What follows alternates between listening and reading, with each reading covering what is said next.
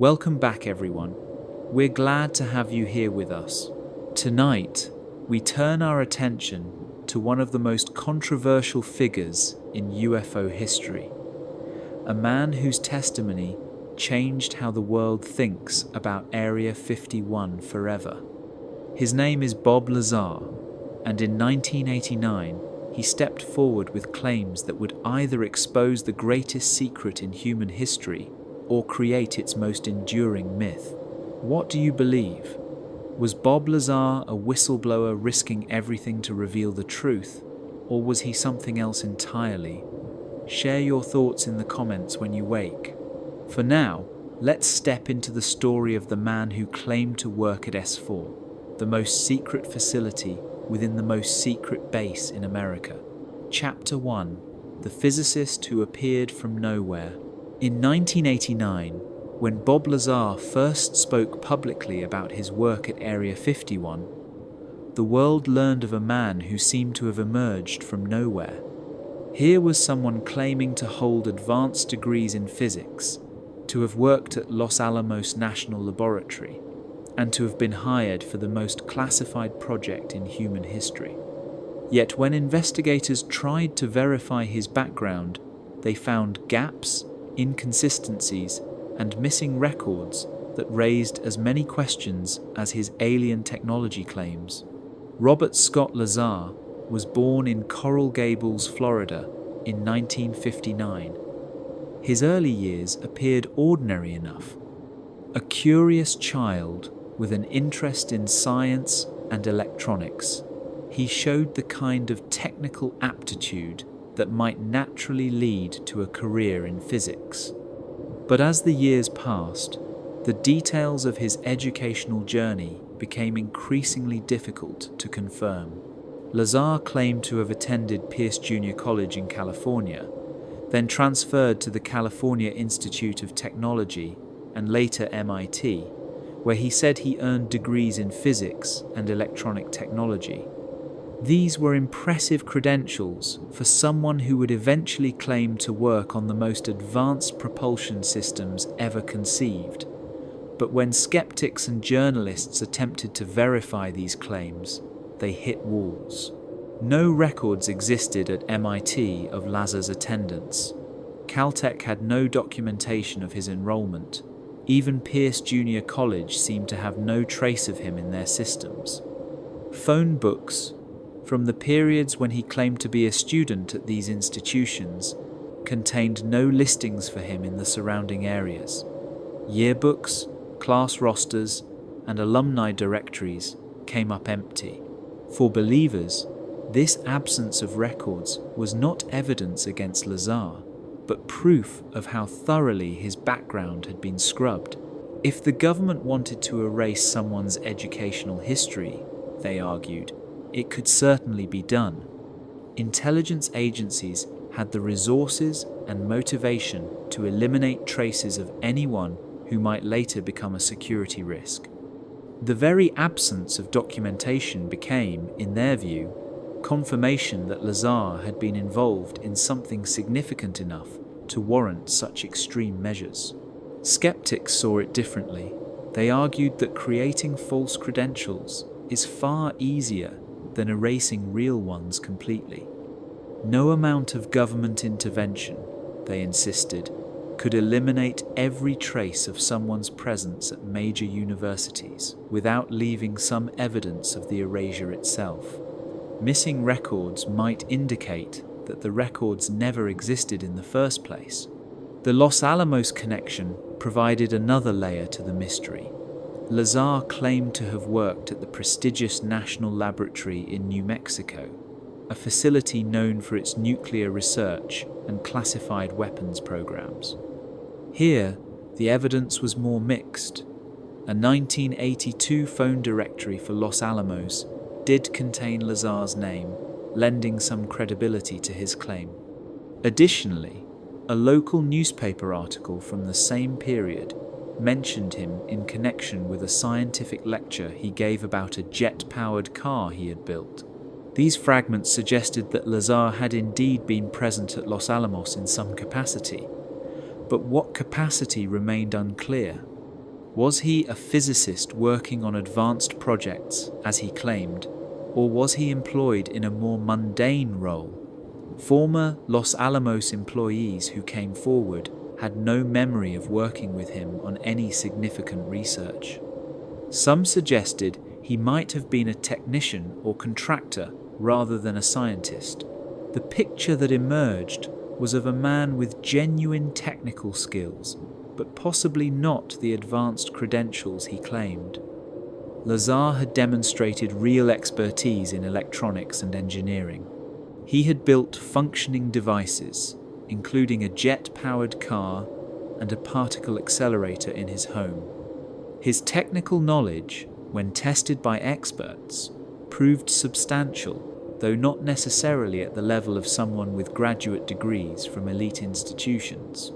This created a puzzle for those trying to assess his later claims about alien technology. If Lazar was skilled enough to impress government recruiters, but had exaggerated his educational background, what did that mean for his credibility regarding S-4? Could he have been hired for classified work despite inflated credentials, or did the missing records indicate a deeper level of deception? The timeline of Lazar's life in the 1980s added more complexity. After his alleged time at Los Alamos, he moved to Las Vegas, where he operated a photo processing business and later a company that supplied scientific equipment. These ventures appeared legitimate and successful. He seemed to be building a normal life in Nevada, far from the world of classified research. Then, according to his account, came the phone call that changed everything. In late 1988, Lazar claimed he was contacted about a position that would utilize his background in physics. The job, he was told, involved working on advanced propulsion systems at a facility in Nevada. The salary was extraordinary, the work was fascinating, and the security clearance required was beyond anything he had previously held. For someone whose educational credentials couldn't be verified, being selected for such a position seemed remarkable. How had government recruiters found him? What in his background had qualified him for work on the most classified project in American history? If his claimed degrees were fabricated, why hadn't background investigators caught the deception? Some researchers have suggested that Lazar's selection was intentional, that he was chosen precisely because his credentials were questionable. In this theory, the government needed someone with enough technical knowledge to be useful, but with enough vulnerabilities to be controlled. If Lazar ever spoke publicly, his credibility could be easily attacked by pointing to the gaps in his background. Others believe that his technical demonstrations, rather than his academic claims, were what caught the attention of recruiters. The jet car, the particle accelerator, and other projects showed practical engineering skills that might be more valuable than theoretical knowledge when working with recovered alien technology. The truth remains elusive. Decades after Lazar first came forward, his educational background continues to be debated. No definitive proof has emerged either supporting or completely debunking his academic claims. The missing records could indicate either a successful cover-up or a successful deception. What is certain is that by 1988, however he had gotten there, Bob Lazar was about to embark on what he claimed was the most extraordinary job in human history. Whether he was qualified by advanced degrees or practical skills, whether his background was scrubbed or fabricated, he was allegedly selected to work on technology that would challenge everything humanity thought it knew about physics and our place in the universe. In the next chapter, we follow Lazar on that first journey from Las Vegas into the Nevada desert, past the gates of Area 51 and to a mountain facility that existed in the deepest shadows of government secrecy. Chapter 2. The Bus Ride to S-4. The call came in late 1988. Bob Lazar was told to report to McCarran Airport in Las Vegas at a specific time, to a specific terminal used primarily for charter flights. He was to bring identification, but no personal items, no cameras, no recording devices, nothing that could document where he was going or what he might see. The instructions were precise and non-negotiable. When Lazar arrived at the designated meeting point, he found himself among a small group of other men, all of whom maintained careful silence. No introductions were made, no small talk was exchanged. They were simply passengers waiting for a flight that didn't appear on any public schedule to a destination that didn't officially exist. The aircraft that arrived was unremarkable. A small commuter plane, the kind used for short regional flights throughout the southwest. But this plane bore no commercial airline markings, no registration numbers visible to casual observers. It was white, clean, and anonymous. The pilot who emerged to greet them offered no destination information, only a brief safety briefing and instructions to board quickly. As the plane lifted off from McCarran, Lazar watched Las Vegas shrink beneath them. The bright lights of the Strip gave way to the vast darkness of the Nevada desert. He knew they were heading northwest, toward the restricted airspace that surrounded Area 51, but their exact destination remained a mystery. The flight lasted approximately 25 minutes. Below, the landscape was an endless expanse of dark mountains and empty valleys. Occasionally, a distant light would flicker, marking some isolated ranch or mining operation. But mostly, there was nothing, just the profound emptiness that makes Nevada perfect for hiding secrets. When they landed, Lazar found himself at Groom Lake, the main facility of Area 51. The runway was longer than most civilian airports, capable of handling the largest military transports. But even in the darkness, he could see that this was no ordinary airbase. The hangars were massive, far larger than needed for conventional aircraft. Security lighting illuminated multiple checkpoints and guard stations. Armed personnel were visible everywhere. This was only the beginning of his journey. After a brief processing period inside a nondescript building, Lazar and the other passengers were directed to a bus. But this was unlike any bus he had ever seen. The windows were completely blacked out, not tinted, but covered with what appeared to be black paint or film. From inside, it was impossible to see where they were going. The seats were arranged to face forward only, discouraging conversation between passengers. The bus driver, like everyone else they had encountered, was strictly professional. No casual remarks, no explanations of their route or destination. He simply started the engine and began driving deeper into the restricted zone. Lazar estimated they travelled for approximately 30 minutes, though the blacked-out windows made it impossible to judge their exact route or distance. The road was smooth initially, suggesting they were on one of the main paved routes within the Area 51 complex. But later, the ride became rougher, indicating they had moved onto smaller, possibly unpaved paths. Through the darkness and the covered windows, Lazar began to understand that he was being taken somewhere even more remote than Area 51 itself. The base at Groom Lake, despite its secrecy, employed thousands of workers. It was a major facility with extensive infrastructure. But this journey suggested their destination was smaller, more isolated, more deeply hidden. The bus made several stops along the way. At each checkpoint, guards would board to examine identification and documentation. Lazar noticed that his security badge was different from anything he had seen at other government facilities. The clearance level was marked in a way he didn't recognize, suggesting access to programs beyond the normal classification system.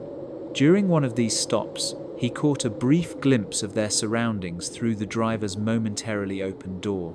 Mountains rose on all sides, their peaks silhouetted against the star-filled sky. They were deep in the desert now, far from any populated area. The isolation was complete. When the bus finally stopped for the last time, Lazar found himself at what appeared to be a simple guard shack. But as his eyes adjusted to the darkness, he realized they were at the base of a mountain. The guard station was built into the rocky slope itself, camouflaged so effectively that it would be invisible from any distance. This was S-4. Unlike the sprawling complex at Groom Lake, S-4 appeared to be a minimal surface installation. A few small buildings, a parking area, and what looked like maintenance sheds. But Lazar quickly understood that the real facility lay beneath the surface, carved into the mountain itself. The entrance was unlike anything he had seen at conventional military bases. Instead of standard security doors, the entrance to S-4 was built directly into the mountainside. The opening was angled to match the natural slope of the rock face, making it nearly impossible to detect from aerial surveillance. Even someone standing close by might mistake it for a natural cave or mining entrance. Inside, the facility revealed its true nature. The corridors were wide enough for large equipment to be moved easily. The walls were finished in industrial materials, clearly designed for heavy use rather than comfort. Fluorescent lighting created harsh shadows, giving the underground complex an otherworldly atmosphere. But what struck Lazar most was the silence. Despite being inside a mountain, there was an odd acoustic quality to the place. Sounds seemed muffled, as if the facility had been designed to contain not just physical objects, but noise itself. His footsteps echoed strangely as he was led deeper into the complex. The security protocols were unlike anything he had experienced at Los Alamos or other government facilities. Multiple badge scans, biometric readers, and what appeared to be weight sensors in the floor. Each checkpoint required verification from guards who clearly knew each other well, suggesting a small, tightly knit security team. As they walked deeper into the mountain, Lazar began to notice details that suggested this facility had been constructed for a very specific purpose. The ceiling height was unusual, much taller than needed for normal operations. The corridors were wider than standard military specifications. Everything seemed designed to accommodate objects of unusual size or shape. Finally, after what seemed like an endless journey through the underground complex, they arrived at a checkpoint unlike the others. This one required not just identification, but additional documentation that Lazar's escort carried. The guards here wore different insignia, suggesting an even higher level of security clearance. Beyond this final checkpoint lay a corridor that led to what Lazar would later describe as the most extraordinary sight of his life. But for now, on this first day, he was simply processed, briefed on basic security procedures, and introduced to the work area where he would spend the coming weeks. As he stood in that underground corridor, deep beneath a Nevada mountain, Lazar realized that he had crossed a threshold into a world that existed beyond the reach of normal human experience. Whatever secrets S-4 contained, they were protected by layers of security, isolation, and secrecy that few people would ever penetrate. The bus ride to S-4 had been more than transportation. It had been a journey into the deepest shadows of government secrecy, to a place where the normal rules of the outside world no longer applied. Here, beneath tons of rock and behind multiple layers of security, lay whatever truth the government was so determined to hide. In the next chapter, we step inside those mountain hangars for the first time to see what Bob Lazar claimed awaited him in the depths of S-4. Chapter 3: Nine Craft in the Mountain. Bob Lazar would later describe the moment he first saw inside the hangars at S-4 as the instant his understanding of reality fundamentally changed. After weeks of security briefings, background checks, and administrative processing, he was finally escorted to the work area where he would spend the coming months. Nothing in his technical background, nothing in his experience with conventional aircraft had prepared him for what lay behind those camouflaged doors. The hangars themselves were carved directly into the mountainside at Papoose Lake, south of the main Area 51 facility at Groom Lake. From the outside, they were invisible. The doors were angled to match the natural slope of the mountain face, painted and textured to blend seamlessly with the surrounding rock. Even aerial surveillance would struggle to detect them unless the observer knew exactly where to look. But inside, the space opened into vast chambers large enough to house commercial aircraft. The ceiling height was extraordinary, rising far above what would be needed for conventional military projects. The floors were polished concrete, marked with guidelines and equipment tracks that suggested heavy machinery was regularly moved through the space. According to Lazar's account, there were 9 hangars in total, arranged in a line along the base of the mountain. Each contained a single craft, though not all were in the same condition. Some appeared complete and operational. Others showed signs of damage or were partially disassembled for study.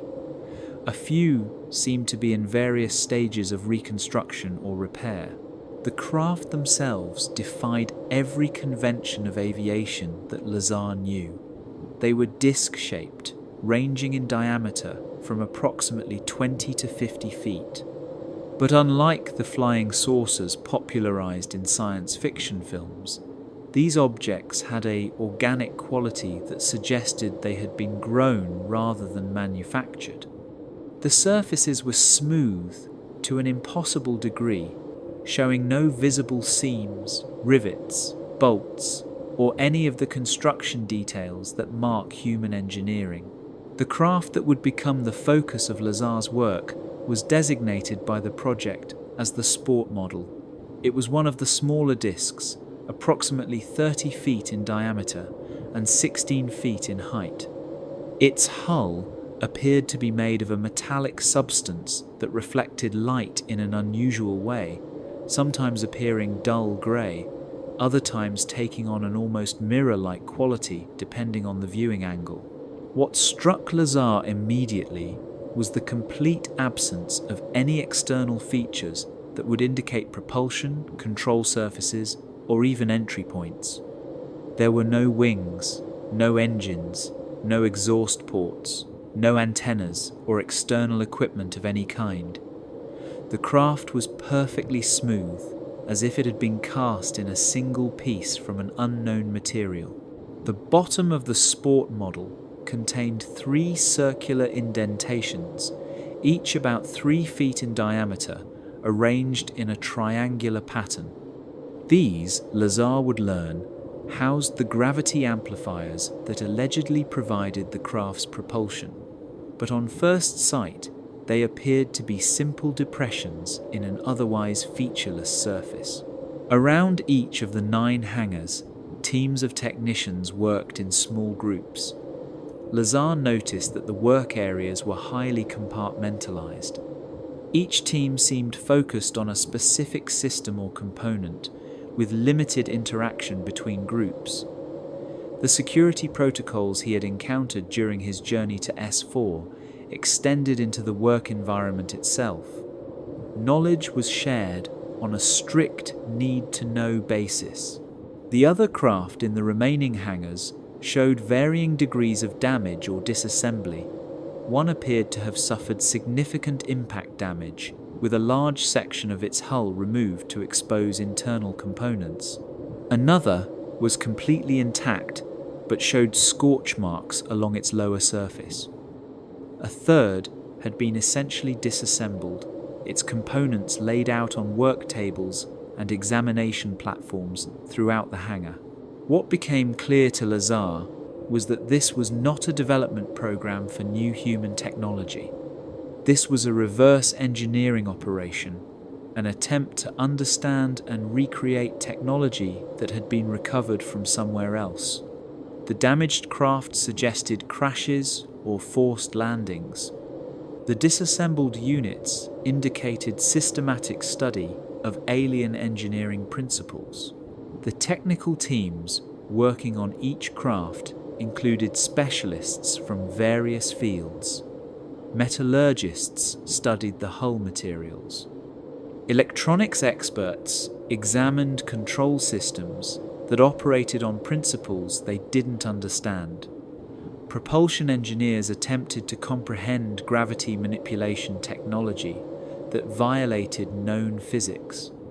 Each group was trying to solve one piece of a puzzle that, when complete, might revolutionize human understanding of space travel. But perhaps the most unsettling aspect of the hangars was their atmosphere. Despite the presence of dozens of technicians and researchers, the spaces felt eerily quiet. Conversations were conducted in hushed tones. The normal sounds of mechanical work, the bang of tools, the hum of machinery, were largely absent. It was as if everyone understood they were working on something so far beyond normal human experience that even ordinary workplace noise felt inappropriate. The lighting in the hangars was carefully controlled, bright enough for detailed work, but designed to minimize shadows and glare. This clinical illumination gave the craft an otherworldly appearance, making them seem to float slightly above their support platforms. The effect was both beautiful and deeply unsettling. Lazar's initial assignment was to familiarize himself with the sport model's basic configuration before moving on to more specific technical work. He was given access to preliminary reports and briefing materials that outlined what was known about the craft's systems. But even these documents raised more questions than they answered. The briefings indicated that the craft had been recovered years earlier, though the exact circumstances and location were not disclosed to him. What was clear was that it represented technology far in advance of anything in the human inventory. The materials were unknown alloys. The propulsion system operated on principles that challenged fundamental assumptions about physics. Even basic questions about how the craft was powered remained largely unanswered. As Lazar walked around the sport model during those first days, he began to notice details that reinforced his growing conviction that this was not of human origin. The proportions were wrong for human operators. The entry hatch, when he was eventually shown how to access it, was sized for beings significantly smaller than adult humans. The interior space was cramped in ways that suggested it had been designed for occupants with different physical dimensions. The other teams working in adjacent hangars occasionally shared insights or posed questions that revealed the scope of the mystery. One metallurgist mentioned that hull samples couldn't be cut with conventional tools. An electronics specialist described control interfaces that responded to proximity rather than physical contact. A propulsion expert admitted that the gravity amplifiers seemed to operate without any recognizable power source. For Lazar, those first days in the S-4 hangars represented a complete departure from everything he thought he knew about technology and engineering. He was looking at machines that accomplished tasks human science said were impossible, built from materials that didn't exist in any earthly laboratory, designed for operators who were clearly not human. The realization that he was working on recovered alien technology came gradually, but by the end of his first week at S-4, Lazar was convinced that he had stepped into the most significant secret in human history. 9 craft from somewhere else, hidden in a mountain in Nevada, being slowly and carefully studied by the most advanced technical teams the government could assemble. In the next chapter, we explore the classified briefings that confirmed Lazar's growing suspicions about the origin of these extraordinary machines. Chapter 4. The briefings that changed everything. During his second week at S-4, Bob Lazar was finally granted access to the briefing materials that would transform his understanding of what he was working on. Up until that point, he had been given basic technical specifications and safety protocols, but the larger context of the project remained unclear. The craft were extraordinary, that much was obvious, but their origin and the scope of the government's involvement with them had been carefully withheld. The briefing room was small and windowless, located deep within the mountain facility. Like everything else at S-4, it was designed for maximum security and minimum comfort. A single table, a few chairs, and a wall-mounted screen for displaying classified documents. Lazar was escorted to the room by his supervisor, a man he knew only as Dennis, who handed him a thick folder marked with classification levels he had never seen before. The documents inside that folder, according to Lazar's later testimony, contained information that challenged everything he thought he knew about human history and our place in the universe. They outlined a recovery and study program that had been active for decades, involving multiple crash sites, archaeological discoveries, and a systematic effort to understand technology that was clearly not of terrestrial origin. The first document he examined was a chronological summary of what the project called materials acquisition events. These ranged from recent incidents to discoveries that dated back to the 1940s and earlier. Some entries were brief, containing only location coordinates and basic recovery details. Others included extensive technical notes about the condition of retrieved objects and any associated biological materials. One of the most striking entries described an archaeological recovery in the southwestern United States. Unlike the more recent crash incidents, this discovery involved craft that had apparently been buried for an extended period, possibly centuries or longer. The excavation had been conducted under the cover of a geological survey, with the true purpose known only to a small team of specialists. The recovered objects showed signs of extreme age, but were constructed from materials that showed no degradation despite their apparent antiquity. Another section detailed more contemporary incidents, crashes that had occurred within living memory. These accounts included witness statements, radar tracking data, and detailed descriptions of recovery operations. In several cases, the craft had been found largely intact, allowing for comprehensive study of their construction and systems. In others, only fragments remained, but even these pieces provided insights into manufacturing techniques and materials that were far in advance of human capabilities. What became clear to Lazar as he read through the documents was that the 9 craft housed at S-4 represented only a fraction of the recovered materials. Other facilities, at locations not specified in his briefings, contained additional specimens. Some were being studied, others were stored for future examination, and a few had been completely disassembled to provide materials for reverse engineering projects. The briefing materials also outlined the challenges faced by the reverse engineering teams.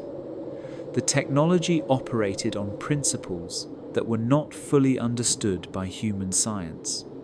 Materials analysis revealed alloys and compounds that could not be reproduced with current terrestrial techniques. Propulsion systems appeared to manipulate gravitational fields in ways that conventional physics said were impossible. Most significantly for Lazar, The documents described the specific craft he had been assigned to study.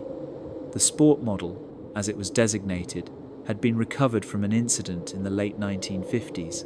It had been found in relatively good condition, with minimal impact damage and most systems intact. Initial examination had revealed that it was designed for a crew of small humanoid beings with control interfaces and seating arrangements suited to occupants approximately 3 to 4 feet in height. The briefing materials included technical diagrams and preliminary analysis reports that had been compiled over the years since the sport model's recovery. These documents revealed that previous teams had made limited progress in understanding the craft's systems. The propulsion mechanism remained largely mysterious, though researchers had identified 3 spherical objects in the lower section of the craft that appeared to be related to its ability to fly. One section of the briefings dealt with what the project called operational considerations.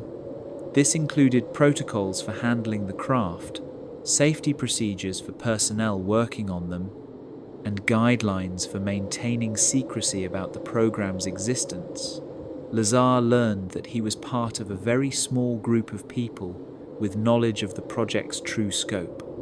Even within the government, access to information about recovered alien technology was limited to those with a demonstrated need to know. The documents also revealed the long-term goals of the reverse engineering program. The ultimate objective was to understand the principles behind the alien technology well enough to reproduce them using human manufacturing techniques. If successful, such efforts could revolutionize transportation, energy production, and space exploration. The potential military applications were also significant, offering advantages that could reshape global power relationships. For Lazar, reading these briefings was a profound moment of realization. He had suspected that the craft at S-4 were not of human origin, but seeing the scope of the government's involvement, the decades-long timeline of recovery and study, and the systematic approach to reverse engineering confirmed that he was working on the most significant technological project in human history. The briefings also included personal accounts from other researchers who had worked on similar projects. These testimonies described the psychological impact of confronting technology that was so far in advance of human capabilities. Several researchers had struggled with the implications of what they were studying. The realization that Earth had been visited by beings from elsewhere, that crashes had occurred and been covered up, and that recovered technology was being studied in secret challenged fundamental assumptions about human uniqueness and our understanding of the universe. Some of the accounts described attempts by previous team members to reveal information about the project to the public. These efforts had been unsuccessful, with the individuals involved facing serious legal and professional consequences. The message was clear. The secrecy surrounding the project was absolute, and any breach would be dealt with harshly. The final section of Lazar's briefings dealt with his specific assignment. He was to focus on the propulsion system of the sport model, attempting to understand how it generated the forces necessary for flight. Previous teams had made limited progress, identifying the 3 spherical objects as gravity amplifiers, but failing to comprehend how they operated or what powered them. The briefings suggested that the key to understanding the propulsion system lay in a material designated as Element 115. This substance, which did not exist in nature on Earth, appeared to be the fuel source for the gravity amplifiers. Small quantities had been recovered from various craft, but the total amount available for study was extremely limited. As Lazar finished reading through the classified documents, he understood that he had crossed a threshold from which there could be no return. He was no longer simply a physicist working on an advanced government project. He was part of humanity's first systematic attempt to understand technology created by beings from another world. The briefings had confirmed what he had begun to suspect during his first days at S-4. The craft in those mountain hangars were not experimental human vehicles. They were alien spacecraft recovered from crashes and archaeological sites, being slowly and carefully studied by the most advanced technical teams the government could assemble. In the next chapter, we delve deeper into the mysterious fuel that allegedly powered these otherworldly machines, the element that would become central to Lazar's most controversial claims. Chapter 5, Element 1, 15, The Fuel of the Stars. Bob Lazar's introduction to what he would later call the most extraordinary substance he had ever encountered came during his third week at S-4. He had been assigned to study the propulsion system of the sport model, but understanding how the craft flew required first understanding what powered it. The answer, according to the classified briefings and his project supervisors, lay in a material that technically shouldn't exist according to earthly science. Element 115, as it was designated in the project documentation, occupied a place on the periodic table that human scientists had only theorized about. In 1989, when Lazar first encountered it, no laboratory on Earth had successfully synthesized atoms with 115 protons. The element existed only in scientific speculation, predicted to be highly unstable if it could be created at all. Yet, here, in a secured vault deep within the S-4 facility, were small wedge-shaped pieces of a metallic substance that project scientists had confirmed contained exactly 115 protons in each atomic nucleus. Unlike the theoretical predictions, however, this version of element 115 was stable. It showed no signs of radioactive decay, no tendency to break down into lighter elements. It simply existed, defying everything mainstream physics said about super-heavy elements. Lazar's first sight of the material came during a carefully controlled demonstration in one of S-4's specialized laboratories. The sample was stored in a lead-lined container, not because it was particularly radioactive, but because the security protocols demanded maximum protection for what project leaders considered the most valuable substance on Earth. The wedge-shaped piece was roughly the size of a large coin, weighing approximately 500 grams. Its surface had an orange metallic appearance, somewhat similar to copper but with a deeper, more vibrant hue. When held under laboratory lighting, it seemed to have an inner glow, as if the material itself was generating a faint luminescence. The texture was perfectly smooth, showing no signs of corrosion, wear, or any kind of surface degradation, despite its unknown age. What made element 115 extraordinary was not just its stability, but its alleged properties when subjected to specific conditions. According to the project briefings, the element could be made to produce what researchers called gravitational anomalies. When placed in a specially designed reactor and bombarded with protons, the element would generate a field that affected the local gravitational environment in ways that violated conventional physics. The reactor itself was unlike anything Lazar had encountered in his previous work. Rather than the complex mechanical systems he expected, it was a relatively simple spherical device, approximately the size of a basketball. The element 115 was placed at the center, surrounded by a series of precisely positioned components that could focus proton bombardment on the fuel source. During his orientation, Lazar was shown a demonstration of the reactor in operation. When activated, the element 115 began to generate what project scientists called a gravity A wave. This wasn't the familiar gravity that pulls objects downward, but something entirely different. The field seemed to create a distortion in space-time itself, bending the fabric of reality in ways that allowed for manipulation of gravitational forces. The implications were staggering. If the element could indeed manipulate gravity, it would explain how the alien craft achieved their extraordinary flight characteristics. They weren't pushing against air like conventional aircraft, or expelling mass like rockets. Instead, they were manipulating the fundamental force that shapes the structure of the universe itself. Lazar learned that the total quantity of element 115 available to the project was extremely limited.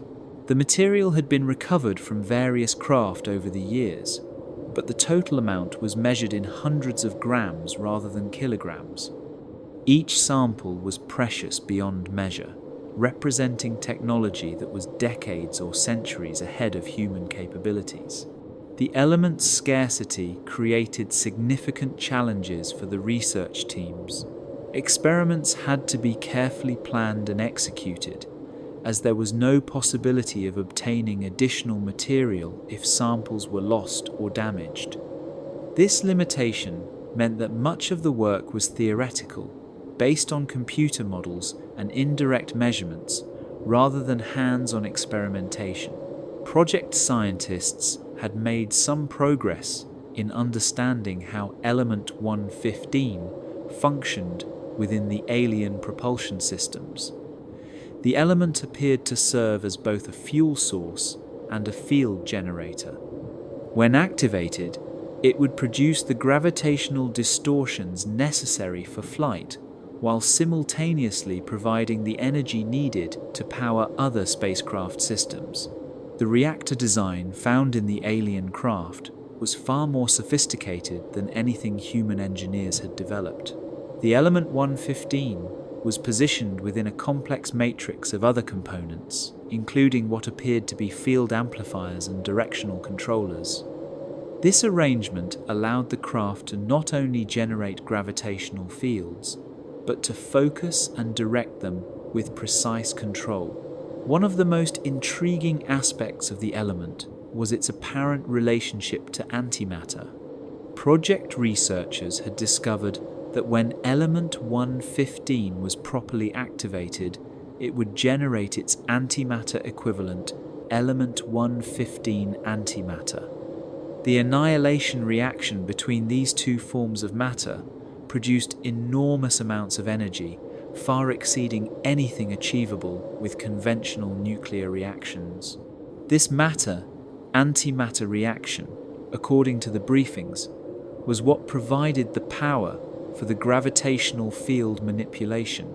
The energy released was channeled through the craft's systems to create what researchers called gravity amplifiers. These devices could focus and direct gravitational fields, allowing the craft to pull itself toward any point in space by creating artificial gravitational wells. The physics involved challenged everything that mainstream science understood about gravity and propulsion. Einstein's theories suggested that significant gravitational effects required enormous masses, like those found in stars and planets. Yet, the alien technology seemed capable of generating powerful gravitational fields using relatively small amounts of exotic matter. For Lazar, working with element 115 was both fascinating and deeply unsettling. The material represented technology so far in advance of human capabilities that it might as well have been magic. The fact that beings from elsewhere in the universe had not only discovered this element, but learned to harness its properties for practical space travel, suggested a level of scientific sophistication that made human achievements seem primitive by comparison. The security surrounding element 115 was absolute. Only a handful of personnel had direct access to the material, and every interaction was carefully monitored and recorded. Samples could only be removed from storage with authorization from the highest levels of the project hierarchy, and even then, the amounts were strictly limited to what was necessary for specific experiments. Lazar's role in working with the element was primarily analytical. He was tasked with understanding how the gravitational field generation worked, studying the reactor designs found in the alien craft, and attempting to develop theoretical models that could explain the observed effects. It was work that required him to think beyond the boundaries of conventional physics, to consider possibilities that his formal education had taught him were impossible. As weeks passed, Lazar found himself increasingly convinced that Element 115 represented genuine alien technology. The sophistication of its application, the precision of the engineering required to harness its properties, and the complete absence of any comparable human research suggested that it had originated from a source far more advanced than anything on Earth. The element would later become one of the most controversial aspects of Lazar's testimony when he eventually went public with his claims. Skeptics pointed out that Element 115 had never been synthesized in terrestrial laboratories, making his descriptions impossible to verify. Supporters argued that his detailed knowledge of the element's properties, described years before it was officially created by human scientists, suggested he had indeed encountered something extraordinary. In the next chapter, we explore how this mysterious fuel allegedly powered the impossible flight characteristics that made the alien craft so extraordinary. Chapter 6: Inside the Sport Model. For Bob Lazar, the moment he was finally granted access to the interior of the sport model represented both the culmination of weeks of preparation and the beginning of his most profound encounter with technology that challenged everything he understood about engineering and design. After studying external diagrams, reading technical briefings, and observing the craft from the outside, he was about to step inside a machine that had allegedly traveled between worlds. The entry point to the sport model was unlike anything found on terrestrial aircraft. There was no conventional door, no visible hinges or mechanical opening mechanism. Instead, a section of the hull simply became transparent and then dissolved away, creating an opening just large enough for a person to enter. The process was silent and appeared to be controlled by proximity rather than any physical switch or control. As Lazar stepped through the opening, he found himself in a space that immediately reinforced his growing conviction that this craft had not been designed for human occupants. The interior ceiling was low, forcing him to stoop uncomfortably. The curved walls seemed to close in around him, creating a sense of confinement that would be particularly acute for anyone of average human height. The first thing that struck him was the complete absence of straight lines or sharp angles. Every surface was curved, flowing smoothly into the next, without visible joints or seams. The walls appeared to be made of the same seamless material as the exterior, creating an environment that felt more grown than built. The entire interior had an organic quality, as if the craft had been shaped from a single piece of some unknown substance. The lighting inside the sport model was unlike conventional aircraft illumination. Rather than discrete light fixtures, the walls themselves seemed to glow with a soft, even radiance. The light had a slightly bluish quality and appeared to emanate from the material itself rather than from any visible source. This created an otherworldly atmosphere that made the cramped space feel even more alien. Along the curved walls were what appeared to be seats, though their dimensions immediately revealed they had not been designed for human occupants. The seats were sized for beings approximately 3 to 4 feet in height, with proportions that suggested occupants with longer torsos and shorter legs than typical humans. The seat backs were lower than would be comfortable for humans, and the spacing between them indicated a crew smaller in stature than any terrestrial flight operations would require.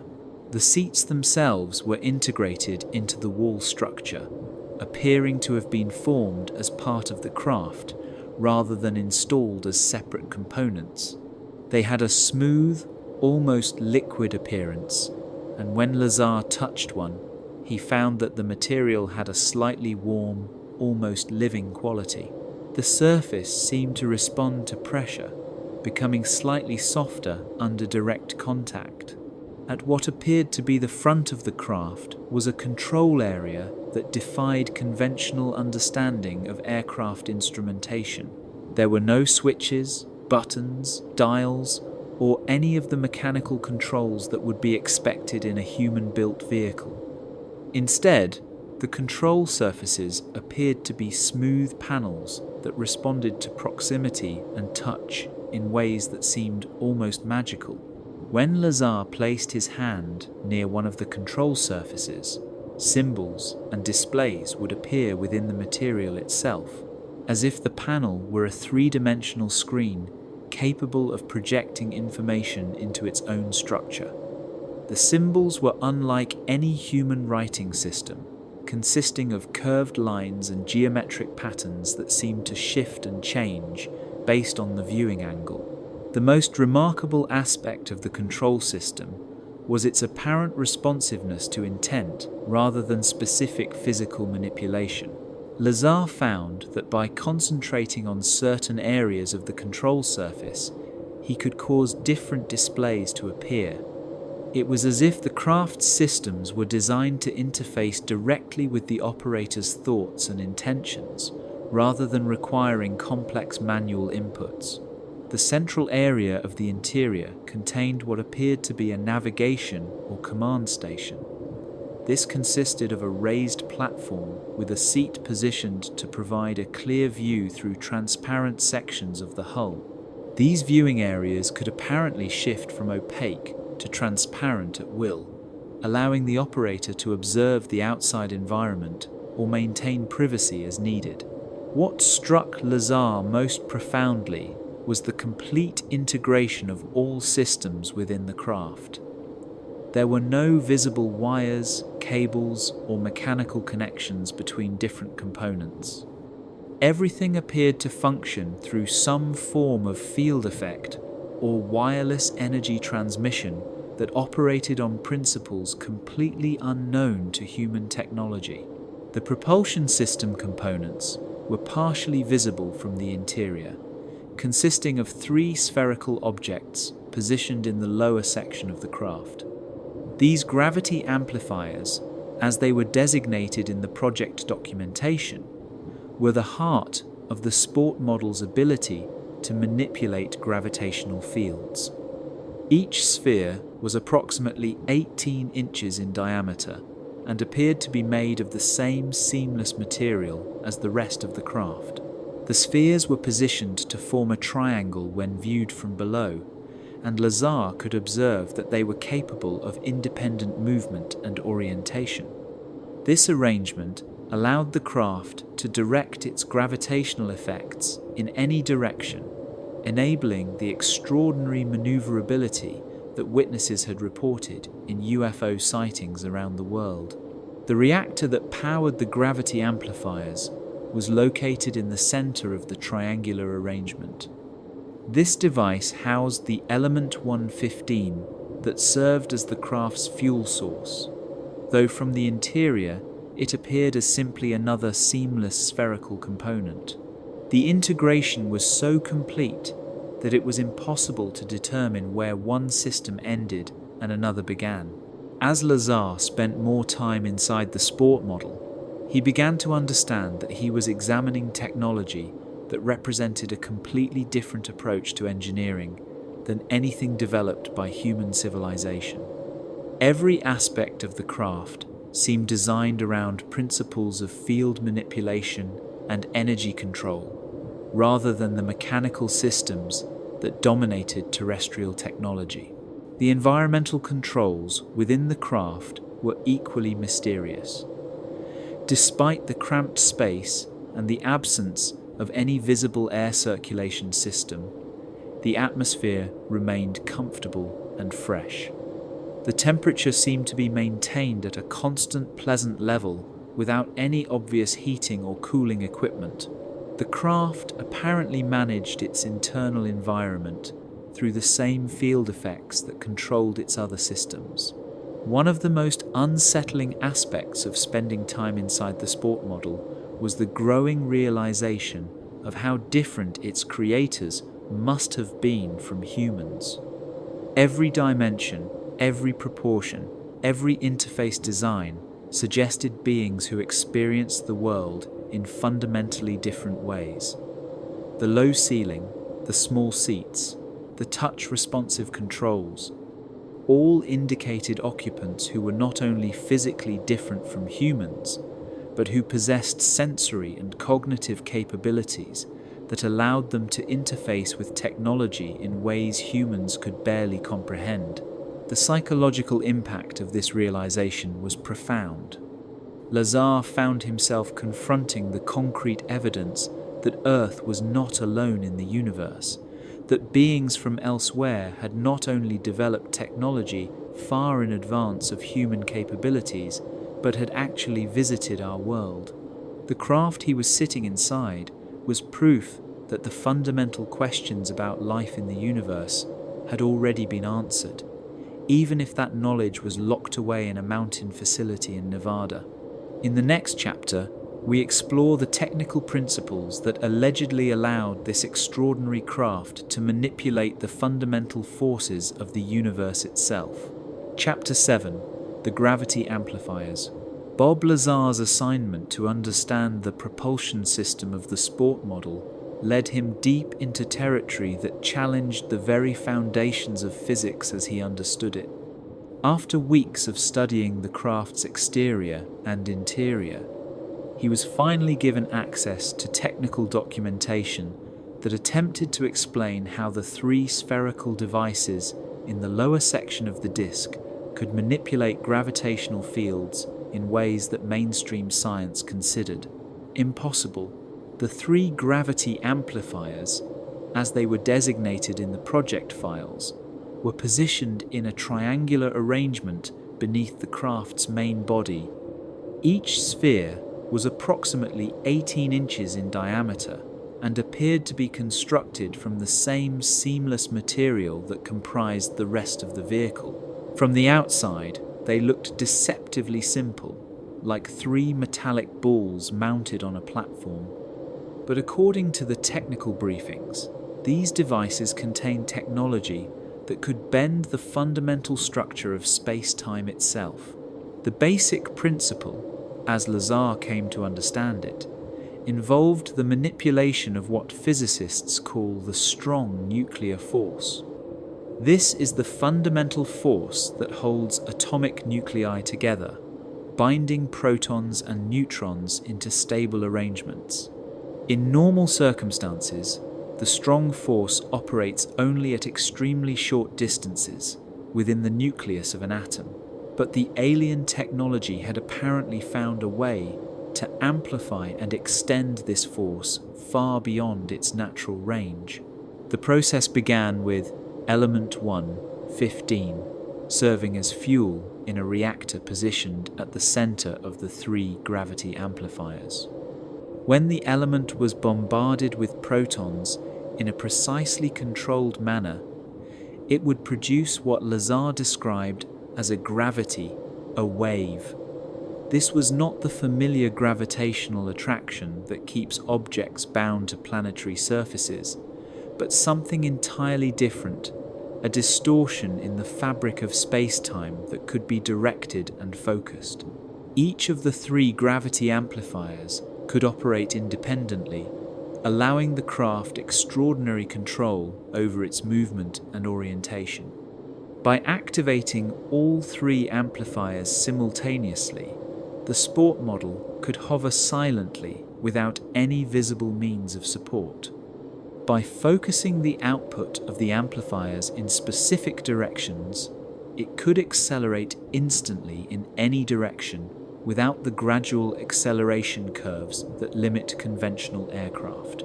The most remarkable capability of the gravity amplifier system was what Lazar called the ability to fall upward. By creating an artificial gravitational field above the craft, the sport model could literally fall toward that point in space. This meant that the craft wasn't pushing against air or expelling mass for propulsion. Instead, it was manipulating the geometry of space-time to create a gravitational well that it could fall into, achieving movement that appeared to violate the conservation of momentum. The technical documentation that Lazar studied included diagrams showing how the gravity amplifiers could focus their effects in tight beams. This focusing capability allowed the craft to create gravitational distortions at specific points in space, effectively reaching out across vast distances to grab onto gravitational anchor points. The implications were staggering. Such technology could theoretically allow travel between star systems by creating a series of gravitational wells that the craft could fall through at enormous speeds. The control system for the gravity amplifiers was integrated into the craft's thought-responsive interface panels. By placing his hand on the control surface and concentrating on specific movement intentions, an operator could direct the amplifiers to create the desired gravitational effects. The system appeared to read the operator's intentions and translate them into precise adjustments of the gravitational field configuration. During his time studying the system, Lazar was occasionally permitted to observe limited demonstrations of the gravity amplifiers in operation. These tests were conducted in a secure chamber deep within the S-4 facility, with the sport model suspended on a platform that could isolate it from external gravitational influences. When the amplifiers were activated, even at minimal power levels, the effects were immediately apparent. The craft would begin to hover with perfect stability, showing no signs of the vibration or instability that would be expected from conventional propulsion systems. When the amplifiers were configured to create directional thrust, the sport model would move with a smoothness and precision that was unlike anything Lazar had seen in human-built aircraft. There was no gradual acceleration, no visible exhaust, no sound beyond a very faint humming that seemed to come from the gravitational field distortion itself. One of the most striking aspects of the gravity amplifier demonstrations was the way they affected the local environment. Objects placed near the craft would experience gravitational anomalies, sometimes appearing to become lighter or heavier depending on the configuration of the amplifiers. In some tests, small objects would actually fall upward, drawn toward the artificial gravitational fields created by the alien technology. The energy requirements for operating the gravity amplifiers were enormous, but the matter-antimatter reaction generated by the element 115 provided more than sufficient power. The reactor could apparently operate for extended periods on very small amounts of fuel, making the craft capable of interstellar travel without the massive fuel requirements that limit human spacecraft. Lazar's analysis of the system led him to conclude that the gravity amplifiers represented a form of technology that was centuries, if not millennia, ahead of human capabilities.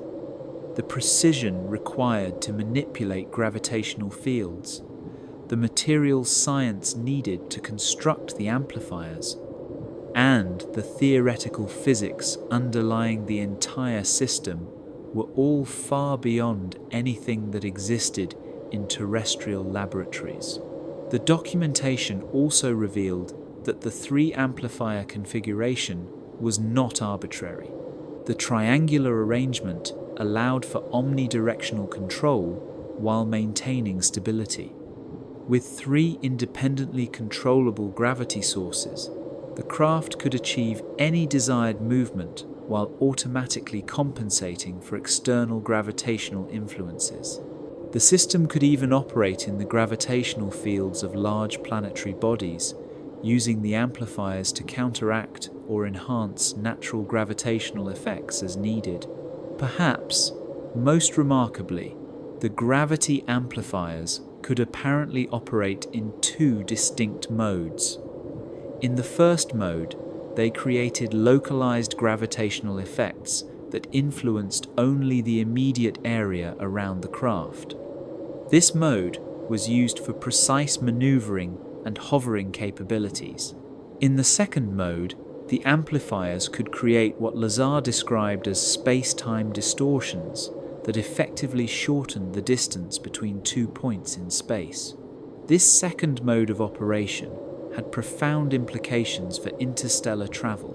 Rather than accelerating to enormous speeds and traveling through normal space, the craft could create a distortion that brought distant locations closer together.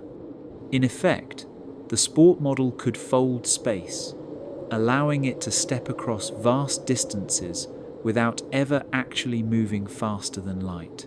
The theoretical framework underlying the gravity amplifier technology challenged fundamental assumptions about the nature of gravity and space-time. According to Einstein's general relativity, significant gravitational effects require enormous masses, yet the alien technology seemed capable of creating powerful gravitational fields using relatively compact devices. This suggested either that the aliens had discovered new physics beyond human understanding, or that they had found ways to apply known physics in revolutionary ways. For Lazar, studying the gravity amplifiers was both exhilarating and deeply humbling. He was examining technology that could revolutionize human understanding of propulsion, space travel, and the fundamental nature of reality itself. Yet the more he learned about the system, the more he realized how far human science lagged behind the capabilities of the craft's creators. In the next chapter, we explore Lazar's accounts of witnessing this extraordinary technology in actual flight, demonstrating capabilities that seem to violate the laws of physics as we understand them. Chapter 8: The Test Flights He Witnessed. During his 4th week at S-4, Bob Lazar was finally granted permission to observe what he would later describe as the most extraordinary demonstration of technology he had ever witnessed. The Wednesday night test flights, as they were designated in the project schedule, represented the culmination of weeks of preparation and the moment when theoretical understanding would meet practical reality. The test flights were conducted in a secure area several miles from the main S-4 facility, accessible only by a heavily guarded road that wound through the mountains surrounding Papoose Lake. The test site itself was a flat expanse of desert floor, cleared and prepared specifically for demonstrating the capabilities of the recovered craft. Powerful floodlights could illuminate the entire area when needed, but most tests were conducted under natural starlight to minimize the risk of detection. Lazar arrived at the test site in the company of 3 other researchers, all transported in a windowless van that followed the same security protocols used for access to S-4 itself. The atmosphere among the team was subdued, almost reverent. Everyone understood they were about to witness something that challenged fundamental assumptions about physics and engineering. The sport model had been transported to the test site earlier in the day, housed within a specially designed trailer that concealed its distinctive shape from any potential observers. As Lazar watched the craft being carefully positioned on the test platform, he was struck by how unremarkable it appeared when not in operation. It might have been an unusual sculpture or an experimental art piece, rather than a machine capable of manipulating the fundamental forces of the universe. The pre-flight preparations were unlike anything Lazar had observed with conventional aircraft. There were no external inspections, no fuel checks, no mechanical system tests. Instead, technicians focused on electronic monitoring equipment that would record the craft's performance during the demonstration. The sport model itself required no apparent preparation beyond the activation of its internal systems. As darkness settled over the desert test site, the craft began to show its first signs of activity. A faint humming sound became audible, so low in frequency that it was felt as much as heard. The 3 gravity amplifiers in the lower section of the disk began to emit a soft blue glow, barely visible at first, but gradually increasing in intensity as the system came online. The glow had an otherworldly quality, unlike the light produced by any terrestrial technology Lazar had encountered.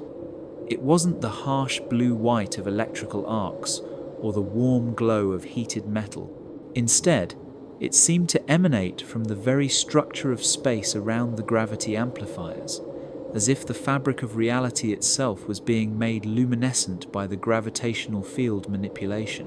When the test flight began, the sport model simply lifted off the platform with no visible means of propulsion. There was no blast of exhaust, no downdraft of air, no mechanical movement of any kind. The craft rose vertically with perfect smoothness, as if it were being pulled upward by invisible strings. The silence was profound. Apart from the low-frequency humming, the 30-foot disc made no more sound than a soap bubble drifting on a breeze. At approximately 50 feet above the test platform, the sport model paused and began to demonstrate maneuvers that violated everything Lazar understood about aerodynamics and inertia. The craft tilted to a 45-degree angle and held that position without any apparent effort to maintain stability. In conventional aircraft, such an attitude would result in an immediate loss of lift and a rapid descent. The sport model simply hung in the air as if gravity had no effect on it at all. The next demonstration was even more extraordinary. The craft suddenly accelerated horizontally while maintaining its tilted orientation, moving from a stationary hover to high-speed flight in what appeared to be an instant. There was no gradual acceleration, no visible force being applied. The sport model simply changed from motionless to moving at what Lazar estimated to be several hundred miles per hour, with no transition period between the two states. The blue glow from the gravity amplifiers intensified during these maneuvers, creating patterns of light that shifted and pulsed in response to the craft's movements. When the sport model was hovering, the glow was steady and uniform. During acceleration, the light would concentrate in specific areas, apparently indicating the direction and intensity of the gravitational fields being generated. Perhaps most remarkable was the craft's ability to change direction instantaneously. During one demonstration, the sport model was moving rapidly from left to right across the test area when it suddenly reversed course, moving with equal speed in the opposite direction. The transition was immediate, with no deceleration, no turning radius, no visible force being applied. The craft simply stopped moving in one direction and began moving in another, as if the concept of momentum had no meaning for its operation. The psychological impact of witnessing these demonstrations was profound. Lazar found himself watching technology that operated according to principles completely outside his experience as a physicist and engineer. The smooth, silent movements of the sport model challenged not only scientific understanding, but basic intuition about how objects should behave in the physical world. During one test sequence, The craft demonstrated its ability to hover at various altitudes while maintaining perfect stability. Unlike helicopters or other vertical takeoff aircraft, which require constant adjustment to maintain position, the sport model could hold its position in three-dimensional space with absolute precision. External wind had no apparent effect on its stability, and the craft showed no tendency to drift or oscillate. The most spectacular demonstration came near the end of the test session. The sport model suddenly shot vertically upward, accelerating so rapidly that it became difficult to track visually. Within seconds, it had climbed to what Lazar estimated was several thousand feet altitude, the blue glow from its gravity amplifiers visible as a distant point of light against the star-filled sky. Then, just as suddenly, it descended, dropping from high altitude to hover just above the test platform in what seemed like an impossibly short time. Throughout all these maneuvers, the complete absence of sound was perhaps the most unsettling aspect of the demonstration. Conventional aircraft generate noise from their engines, from air moving over their surfaces, from the displacement of atmosphere during high-speed flight. The sport model moved through the air as if it weren't really there, as if it existed in a slightly different relationship to the physical world than normal objects. The test flight lasted approximately 30 minutes, though the intensity of witnessing such extraordinary technology made time difficult to judge accurately. When the demonstration concluded, the sport model settled back onto its test platform with the same perfect control it had displayed throughout the flight. The blue glow from the gravity amplifiers gradually faded, and the low-frequency humming slowly diminished until the desert returned to its natural silence. As Lazar was transported back to S-4, he found himself struggling to process what he had witnessed. The technical principles he had studied in the classified briefings had been dramatically confirmed by the flight demonstration.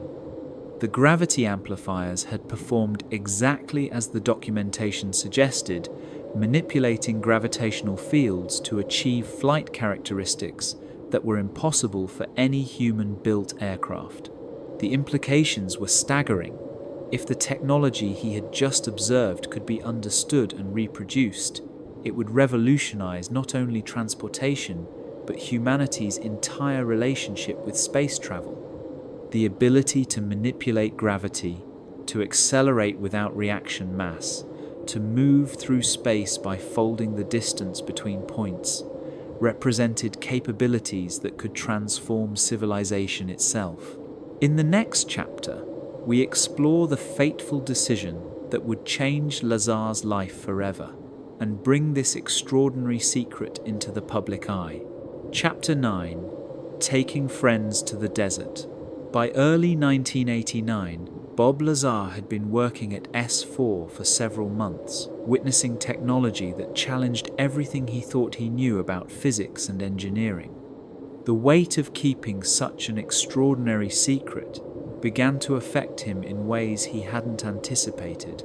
The knowledge that humanity was not alone in the universe, that alien technology was being studied in secret facilities, and that he was among the few people on Earth with direct knowledge of these facts, created a psychological burden that grew heavier with each passing day.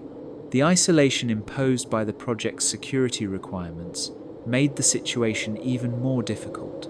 Lazar was forbidden from discussing his work with anyone outside the program, including his wife and closest friends. He returned home each evening, carrying the memory of impossible flights and gravitational field manipulations. Yet, he could share these experiences with no one. The disconnection between his extraordinary professional life and his ordinary personal relationships became increasingly difficult to maintain. It was during this period of growing psychological stress that Lazar made a decision that would ultimately end his involvement with the S-4 project and change the course of UFO history. He decided to share his secret with 3 close friends, not through verbal descriptions that might be dismissed as fantasy, but by showing them direct evidence of the technology he was working on. Lazar knew from his access to the test flight schedules that the sport model and other craft were periodically flown during evening hours, usually on Wednesday nights, when atmospheric conditions were optimal and satellite surveillance was minimal. He also knew that these flights took place over the Groom Lake area, which was visible from certain public vantage points outside the restricted zone. The plan he conceived was simple but dangerous. He would bring his friends to a location on public land that offered a clear view of the Groom Lake test area during one of the scheduled flight demonstrations. From this position, they would be able to observe the extraordinary flight characteristics of the alien craft without technically violating any security restrictions, since they would remain on legally accessible terrain. The friends Lazar chose to share this secret with were John Lear, a former airline pilot with an interest in UFO phenomena, Gene Huff, a real estate appraiser who had known Lazar for years, and Jim Tagliani, another longtime friend. All 3 were people Lazar trusted completely, individuals he believed would understand the significance of what they were about to witness and who could be relied upon to maintain appropriate discretion. On the evening of March 8th, 1989, Lazar led his 3 friends to a ridge approximately 15 miles from Groom Lake, a location that offered an unobstructed view of the restricted airspace while remaining on public land. They arrived well before sunset, giving them time to set up observation equipment and familiarize themselves with the terrain. As darkness fell over the Nevada desert, the group settled in to wait for the scheduled test flight. Lazar had brought binoculars and a small telescope, though he warned his friends that the distance would make detailed observation difficult. What mattered was not seeing the craft in detail, but witnessing their extraordinary flight characteristics. At approximately 8:30 in the evening, a bright light appeared above the Groom Lake area. Initially, it looked like a conventional aircraft navigation light, moving slowly across the restricted airspace. But as the group watched through their optical equipment, the light began to exhibit behavior that immediately distinguished it from any normal aircraft. The first unusual characteristic was the light's ability to hover motionlessly for extended periods. Unlike helicopters, which exhibit slight oscillations even when attempting to maintain position, this light remained absolutely stationary in 3-dimensional space. It showed no drift, no compensatory movements, no instability of any kind.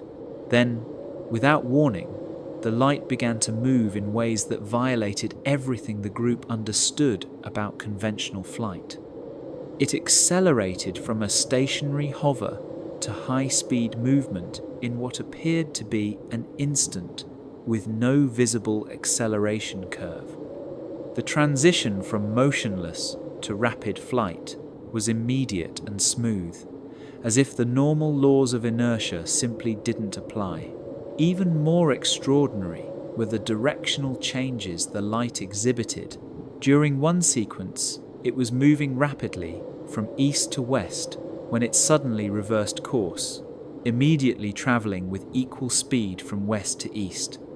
There was no deceleration, no turning radius, no banking maneuver. The light simply stopped moving in one direction and began moving in the opposite direction, as if momentum was meaningless. John Lear, with his extensive background as a commercial pilot, was particularly struck by the impossibility of what they were observing. In his professional experience, aircraft simply could not behave in the ways they were witnessing. The maneuvers violated fundamental principles of aerodynamics, inertia, and structural engineering that governed all conventional flight. The light also demonstrated vertical movement capabilities that defied explanation. At one point, it shot straight upward with such rapid acceleration that it became difficult to track visually. Within seconds, it had climbed to what appeared to be an extraordinary altitude, becoming just a tiny point of light against the star-filled sky. Then, just as suddenly, it descended, dropping from high altitude to low-level flight in an impossibly short time. Throughout these demonstrations, the complete absence of sound was remarkable. Even at a distance of 15 miles, the group should have been able to hear some indication of propulsion systems, especially during the rapid accelerations and altitude changes. But the desert remained silent except for the natural sounds of wind and distant wildlife. The display lasted for approximately 45 minutes, during which the light performed a series of maneuvers that left all 4 observers convinced they had witnessed technology far beyond human capabilities. When the demonstration ended, the light simply vanished, not flying away or descending, but disappearing as if it had been switched off. The psychological impact on Lazar's friends was profound. Gene Huff later described the experience as life-changing, a moment when his understanding of reality was fundamentally altered. Jim Tagliani found himself struggling to process what he had seen, knowing that it challenged basic assumptions about physics and technology. John Lear, despite his interest in UFO phenomena, was struck by the difference between theoretical belief and direct observation of impossible technology. For Lazar, sharing this experience provided temporary relief from the isolation of carrying such an extraordinary secret alone. But it also marked the beginning of a chain of events that would soon spiral beyond his control. The group decided to return the following week to attempt another observation, hoping to document what they had seen with better equipment. On March 15th, they returned to the same location with a video camera, hoping to capture evidence of the unusual flight characteristics they had witnessed. Once again, lights appeared over the Groom Lake area, performing maneuvers that defied conventional explanation. This time, they were able to record several minutes of footage showing rapid accelerations and impossible directional changes. However, their activities had not gone unnoticed. Security personnel from the base had detected the presence of observers on the ridge overlooking Groom Lake. While the group remained on public land and technically violated no laws, their presence during scheduled test flights raised immediate security concerns within the S-4 project. When Lazar reported for work the following Monday, he was immediately called into a security briefing. Investigators had determined that unauthorized observers had been present during recent test flights, and they suspected that someone with inside knowledge had guided the observers to the optimal viewing location. Under intensive questioning, Lazar eventually admitted to bringing his friends to watch the demonstrations. The response was swift and unforgiving. Lazar's security clearance was immediately revoked. His access to S-4 was terminated, and he was informed that his employment on the project was ended effective immediately. The years of work, the extraordinary technology he had been studying, the most significant secret in human history, all of it was suddenly cut off. In the next chapter, we explore the investigation that followed and the threats that would ultimately drive Lazar to make his story public. Chapter 10. The Interrogation and Termination. The Monday morning following Bob Lazar's second unauthorized viewing expedition with his friends marked the beginning of what would become the most intense and frightening period of his involvement with the S-4 project. When he arrived at the usual pickup point in Las Vegas for transport to the facility, he immediately sensed that something had changed. The security personnel, who normally maintained professional but distant demeanor, now regarded him with obvious suspicion and hostility. Instead of the routine flight to Groom Lake and subsequent bus transport to S-4, Lazar was directed to a different aircraft and flown to an undisclosed location within the Nevada test site. The facility where he was taken was one he had never seen before, a sterile complex of interview rooms and holding areas that felt more like a detention center than a research installation. The interrogation began immediately upon his arrival. Lazar was escorted to a windowless room containing only a metal table and 2 chairs, where he was left alone for what felt like hours but may have been only minutes. The psychological pressure was deliberate and effective. When investigators finally entered the room, they already possessed detailed knowledge of his activities on both March 8th and March 15th. The lead investigator, a man Lazar knew only by his first name, Dennis, presented a timeline of events that demonstrated how thoroughly the security breach had been documented. They knew exactly when Lazar and his friends had arrived at the observation ridge, how long they had remained in position, and what equipment they had brought with them. Most disturbingly, they had identified all 3 of his companions by name, despite Lazar having told no one at S-4 about his plans. The interrogation techniques employed were sophisticated and relentless. Rather than the dramatic confrontation tactics often portrayed in films, the investigators used a methodical approach designed to gradually extract information while maintaining psychological pressure. They alternated between expressions of disappointment in Lazar's betrayal of trust and veiled threats about the consequences of security violations. Dennis made it clear that bringing unauthorized personnel to observe classified test flights represented one of the most serious breaches possible within the project. The entire purpose of conducting tests at night over the Nevada desert was to maintain absolute secrecy about the capabilities being demonstrated. By providing outside observers with advanced knowledge of when and where to watch for unusual aerial phenomena, Lazar had potentially compromised decades of careful security protocols.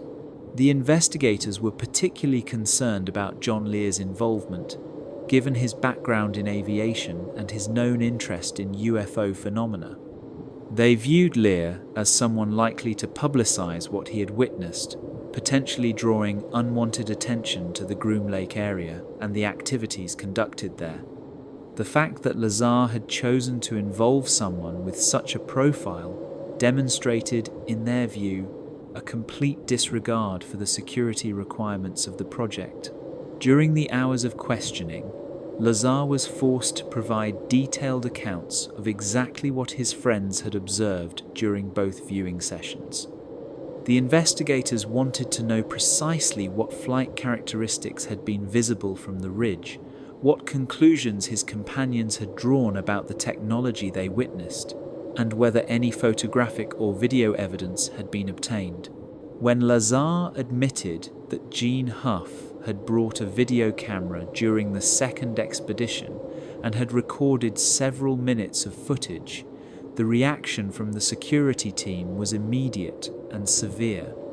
Video documentation of classified flight tests represented a tangible security breach that could potentially be analyzed, copied, and distributed beyond their control. The existence of such footage elevated the incident from a personal indiscretion to a major security compromise.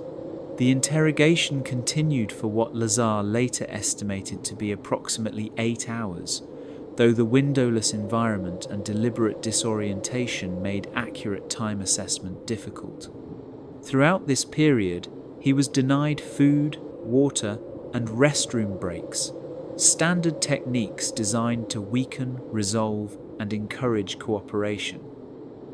The psychological pressure was intense and unrelenting. As the day progressed, the focus of the questioning shifted from determining what had been compromised to deciding how to respond to the breach. Dennis made it clear that Lazar's continued involvement with the S-4 project was impossible. His security clearance would be permanently revoked, his access to all classified facilities would be terminated, and his employment would be ended immediately. But the consequences extended far beyond simple job termination. The investigators explained that Lazar had signed agreements that legally bound him to maintain secrecy about his work for the remainder of his life. Any attempt to discuss the project publicly would result in federal prosecution under espionage statutes that carried potential sentences of decades in prison. The message was unmistakable. Silence was not optional, it was legally mandated. More disturbing were the implicit threats that accompanied the formal legal warnings. Dennis suggested that people who compromised national security sometimes encountered personal difficulties that extended beyond legal prosecution. There were references to accidents, health problems, and other misfortunes that had befallen individuals who had failed to maintain appropriate discretion about classified matters. While no direct threats were made, the implication was clear. The investigation also revealed the extent to which Lazar's background and activities had been monitored throughout his employment. Security personnel had maintained detailed files on his personal relationships, financial situation, and daily routines. They knew about his business interests in Las Vegas, his social activities, and even his recreational pursuits. The level of surveillance had been far more comprehensive than he had realized. Perhaps most unsettling was the revelation that the security breach investigation had been initiated before Lazar's friends had even arrived at the observation ridge. Advanced surveillance systems had detected their presence and identified their vehicle while they were still approaching the area. The entire second viewing session had been monitored in real time, with security personnel observing the observers while the test flight proceeded as scheduled. When the interrogation finally concluded, Lazar was transported back to Las Vegas under escort, with strict instructions never to return to any classified facility within the Nevada test site. His security badge was confiscated, his project identification was revoked, and he was informed that his name would be added to databases that would prevent him from ever again obtaining security clearances for government work. The systematic erasure of his employment records began immediately. Within days of his termination, documentation of his work at S-4 began disappearing from personnel files, payroll records, and security databases. The process was so thorough that within weeks there would be no official trace of his involvement with the most classified project in American history. The psychological impact of this experience was profound and lasting. Lazar found himself cut off from work that had been the most intellectually challenging and significant of his career, forbidden from discussing experiences that had fundamentally changed his understanding of reality, and living under the implicit threat of retaliation if he violated his secrecy agreements. But perhaps most disturbing was the growing realization that his safety might depend on making his story public rather than remaining silent. The threats and intimidation suggested that keeping quiet might not be sufficient protection. If the government was willing to go to extraordinary lengths to maintain secrecy, they might also be willing to take more direct action against individuals who posed ongoing security risks. In the next chapter, we explore how these fears ultimately led Lazar to the decision that would make him one of the most famous whistleblowers in UFO history. Chapter 11, Going Public, the 1989 Interviews. In the weeks following his termination from S-4, Bob Lazar found himself navigating an increasingly dangerous and uncertain reality. The threats made during his final interrogation loomed heavily over him. His daily routines were shadowed by subtle but unmistakable signs of surveillance. Unfamiliar cars appeared near his home, lingering for hours. His phone would ring, only for the caller to hang up the moment he answered. Strangers claiming to represent government agencies began visiting him, all asking vague but probing questions about his recent activities and acquaintances. The psychological pressure was intense and unrelenting. Lazar gradually came to understand that his knowledge of the S-4 project rendered him a permanent security risk in the eyes of those overseeing the program. The implied warnings suggested that silence alone might not be enough to ensure his safety. If those in power viewed him as an ongoing threat, more drastic measures might be considered to eliminate that threat altogether. Amid this rising fear, Lazar decided to reach out to George Knapp, an investigative journalist working for KLAS television in Las Vegas. Knapp had earned a reputation for serious reporting, particularly on controversial and unconventional topics. Through mutual acquaintances, Lazar had heard that Knapp might be receptive to hearing a story involving secret government operations and revolutionary technology. The first point of contact was indirect. Gene Huff, a friend of Lazar's who had witnessed test flights near Groom Lake, cautiously approached Knapp. Without giving away too much, Huff suggested that someone with first-hand knowledge of highly classified government activities might be willing to come forward. Intrigued by the vague hints, Knapp was immediately interested. Rumors surrounding Area 51 were common in Nevada, but a potential whistleblower from inside the program was unprecedented. The initial meeting between Knapp and Lazar occurred in November of 1989 at a carefully chosen location to ensure privacy and security. Lazar appeared visibly nervous, frequently scanning the surroundings and speaking in a hushed tone. Yet, once he began to speak, the depth of technical detail and consistency in his story caught Knapp's attention.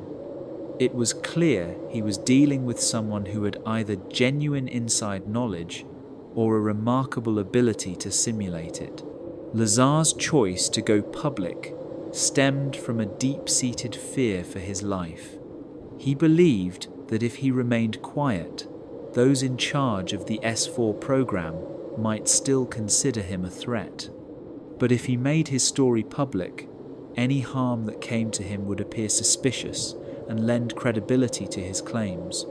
Public exposure, he hoped, would serve as a shield. The initial interviews were conducted under strict confidentiality. Lazar's voice was distorted electronically, and his face remained hidden in shadow. Knapp maintained a methodical approach to the interviews, probing for technical details and asking questions designed to assess Lazar's credibility. Throughout these sessions, Lazar described the S-4 facility in depth, including the presence of 9 unidentified craft stored within the mountain hangars and the exotic technologies he had been tasked with analyzing. He spoke of procedures, protocols, and the scientific principles behind the propulsion systems he observed. The specificity and coherence of his narrative were compelling. He described a fuel source called Element 115, which enabled the generation of gravitational fields for propulsion. His familiarity with advanced concepts in physics and engineering suggested first-hand experience rather than theoretical speculation. Knapp was particularly struck by Lazar's reluctance. He did not appear to seek fame, financial gain, or public acclaim. Instead, he seemed deeply troubled, often expressing concern about his safety. His anxiety, combined with the technical sophistication of his account, painted the picture of a man compelled to speak out not by ego, but by fear. Eventually, Knapp persuaded Lazar to appear on camera for a segment on KLAS television's evening news program. Though his identity remained concealed, his voice distorted and face hidden, this would be the first time the public would hear his claims. The interview aired on November 24, 1989, under the title UFOs, The Best Evidence. Lazar's stress was evident throughout the broadcast. He spoke carefully, often pausing before responding. However, when discussing technical elements of the craft, he became noticeably more confident and animated. The interview outlined the core of Lazar's story: the existence of a facility known as S-4 near Area 51, the presence of 9 alien vehicles stored within the base, and his involvement in a program aimed at reverse engineering the propulsion technology. He described Element 115 as a stable isotope used to generate gravitational fields, and claimed these systems allowed the craft to manipulate space-time itself. Knapp remained skeptical and thorough in his questioning. He repeatedly asked for documentation or verifiable evidence. While Lazar provided technical insights and descriptions, the classified nature of the material made direct proof impossible. The interview left audiences divided, some fascinated, others doubtful, but few were indifferent. The public response was immediate and overwhelming. Viewers flooded the station with questions and requests for more information. UFO researchers praised the broadcast as groundbreaking. Skeptics, on the other hand, dismissed Lazar as either delusional or part of an elaborate disinformation campaign. Regardless of opinion, one thing was clear: this story had ignited a firestorm. Within days, Lazar's identity was exposed, despite attempts to keep it secret. Journalists quickly traced the source and confirmed his name. The result was a tidal wave of media scrutiny. His background, education, and employment history came under investigation. Some questioned his credibility, while others defended him vigorously. On December 1, 1989, Lazar appeared again on KLAS, this time openly, without concealment. He looked anxious but resolute. This second interview was more technical, offering diagrams, theoretical explanations of gravitational propulsion, and detailed insights into the craft.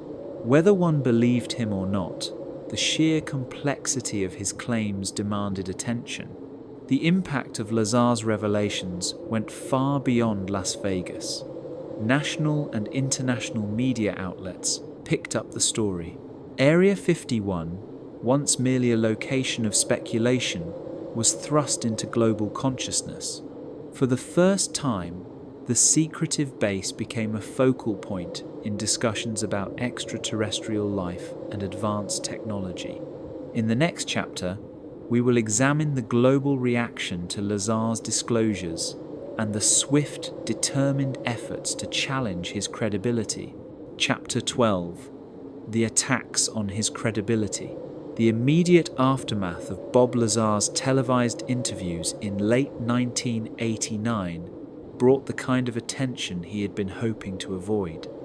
Within just a few days of his identity being revealed, journalists, researchers, and skeptics launched intensive investigations into his background, education, and work history. What they uncovered, or more significantly, what they failed to uncover, would ignite a decades-long debate over the truthfulness of his claims. The first major line of attack targeted Lazar's educational background. In his interviews with investigative reporter George Knapp, Lazar had claimed to possess degrees in physics and electronics from the Massachusetts Institute of Technology and the California Institute of Technology. These institutions represented some of the most prestigious centers of scientific education in the United States, and credentials from them would certainly qualify someone for highly classified scientific work. However, When investigators contacted both schools, they found no official records indicating that Lazar had ever been enrolled.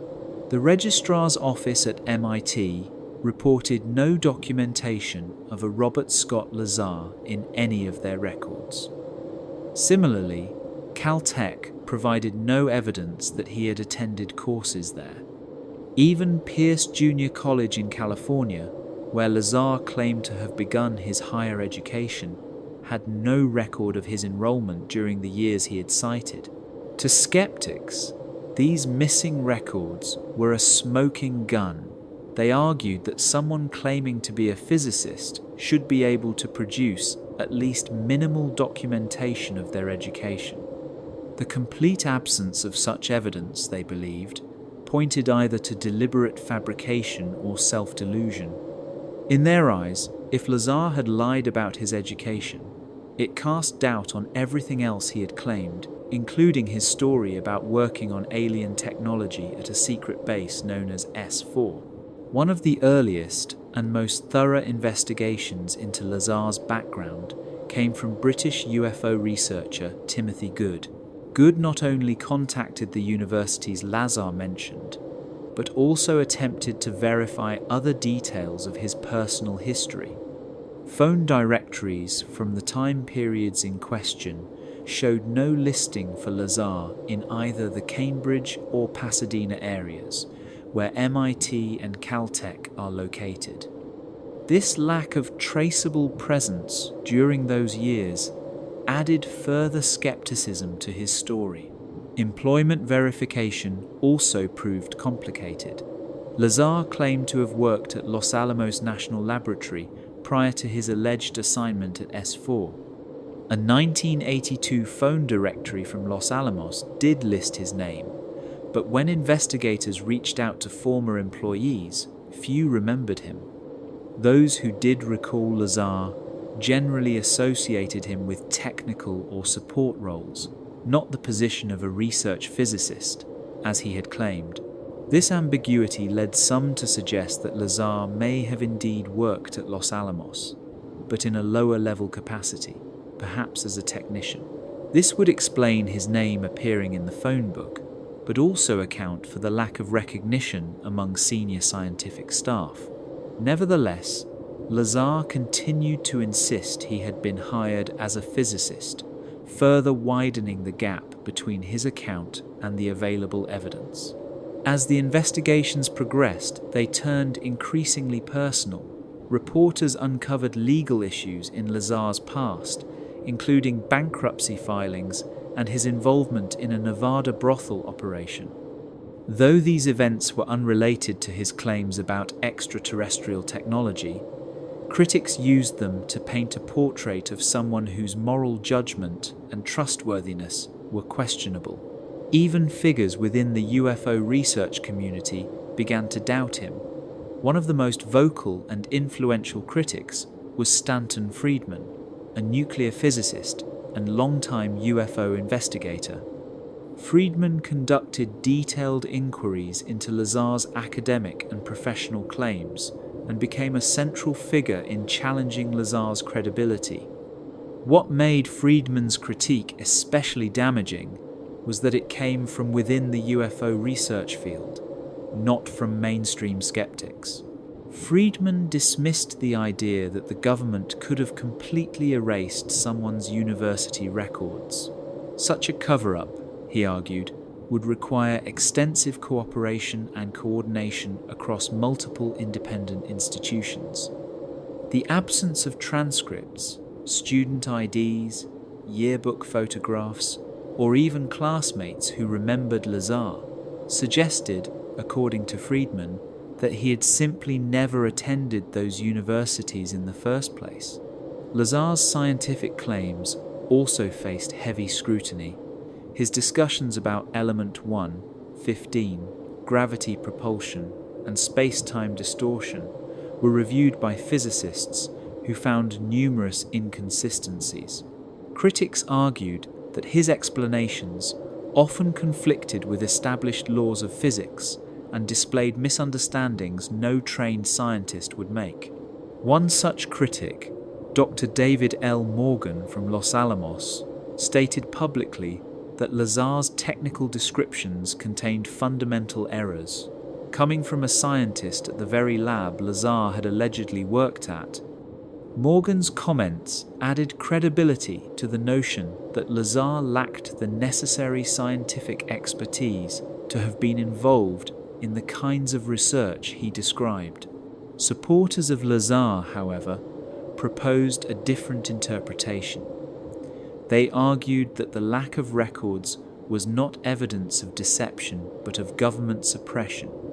If Lazar had truly worked on highly classified projects, it made sense, they claimed, for his academic and employment records to be systematically scrubbed as a security measure. Gene Huff, a close friend of Lazar and witness to some of the test flights near Groom Lake, became one of his most passionate defenders. Huff believed that the attacks on Lazar's character and background were part of a larger disinformation campaign designed to discredit whistleblowers. He argued that the government, faced with a damaging leak, found it more effective to discredit the messenger than to directly confront the message. This clash of perspectives created a deep divide within the UFO community. On one side were those who viewed Lazar as a courageous insider who had risked everything to reveal hidden truths. On the other were skeptics who saw the missing records and scientific inconsistencies as evidence of fabrication or delusion. Over time, the credibility debate grew more intense. Investigators scrutinized every aspect of Lazar's personal and professional life, from high school yearbooks to obscure business ventures. The pressure and public attention took a toll on Lazar himself. He often described going public as the worst decision of his life, expressing regret over the relentless criticism and its impact on his mental health, family, and career. Even after more than 3 decades, the question of Bob Lazar's credibility remains unresolved. For supporters, the absence of documentation continues to be proof of a government cover-up. For skeptics, it is confirmation of deceit. Regardless of one's stance, the controversy has become inseparable from Lazar's legacy. In the next chapter, we will explore the limited physical evidence Lazar presented in support of his extraordinary claims, and what that evidence might reveal. Chapter 13: Physical Evidence and Polygraph Tests. In the wake of the credibility attacks that followed his public disclosures, Bob Lazar continued to maintain that he had limited but tangible evidence to support his extraordinary claims about working on alien technology at S-4. While the scope of this evidence was understandably restricted by the extreme secrecy surrounding the project, Lazar insisted that certain physical items and test results could offer verification of his story. The most significant item Lazar claimed to have taken from the facility was a small quantity of what he called element 115. According to his account, this exotic substance functioned as the fuel source for the alien craft's gravity propulsion systems. The sample, he said, was no larger than a coin and weighed roughly 500 grams, exhibiting a unique metallic orange sheen that he described in multiple interviews. Lazar alleged that smuggling the element 115 sample out of S-4 required careful timing and great personal risk.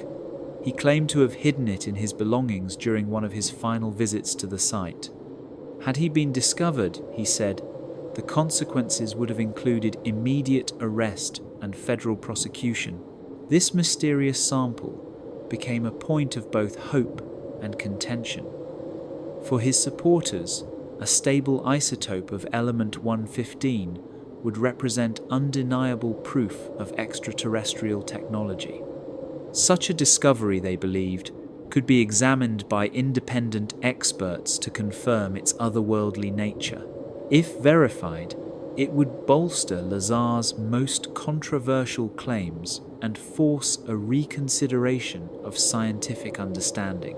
However, skepticism intensified due to Lazar's reluctance to allow comprehensive third-party testing of the material. He argued that the sample was dangerous, stating that without the correct containment protocols, it could become unstable or radioactive.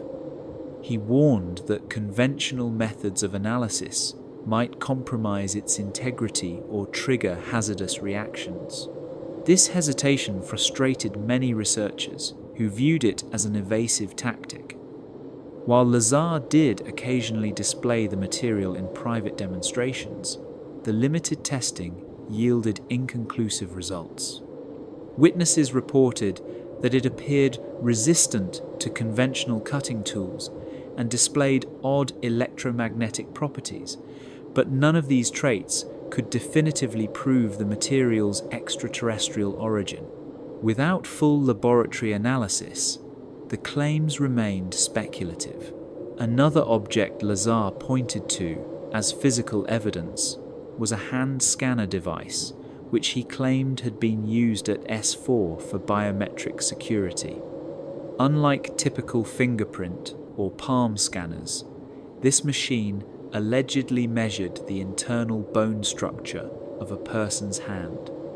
Lazar described it as relying on a sophisticated bone density recognition system that was not commercially available at the time of his employment. The existence of such a device was met with suspicion. Skeptics questioned how someone could remove classified equipment from a top-secret facility, especially under the kind of surveillance and security Lazar described. If real, they argued, the scanner itself would represent a major breach, and its disappearance would have triggered an aggressive government response. Nevertheless, years later, similar hand geometry devices were revealed in use at certain classified installations. Some observers noted striking similarities to the machine Lazar described, prompting renewed curiosity. Still, even if the device was real, critics argued that it did not directly support his more extraordinary claims about alien technology.